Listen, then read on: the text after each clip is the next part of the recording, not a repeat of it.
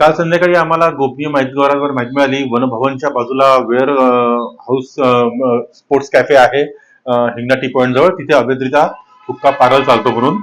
त्यानुसार आम्ही रेड कारवाई केली असता आम्हाला तिथे काही कस्टमर्स हे जे शासनाने प्रतिबंधित केलेला तंबाखू टाकून असलेला हुक्क्याचे सेवन करताना मिळून आले. त्यानुसार आपण तिथे कोपटा अंतर्गत कारवाई केलेली आहे कलम 421 521 कोटपा ऍक्ट अनुसार. त्यामध्ये जो कोटपा मालक आहे हर्ष नारंग, तसेच त्याचे इतर दोन त्याचं काम करणारे इसम चैतन्य एरकुंटवार आणि बिट्टू मरकाम याच्या विरुद्ध आपण गुन्हा दाखल केलेला आहे. पुढील तपास सुरू आहे. सर, यामध्ये काही ग्राहक आहेत का तिथे मिळून आले आहे का? हो, तिथे काही कस्टमरला हुक्का पिऊन आलेले आहेत. सर्व हे बालिक होते, त्यांना आपण योग्य ती शिक्षा देऊन त्याला सोडलेले आहे.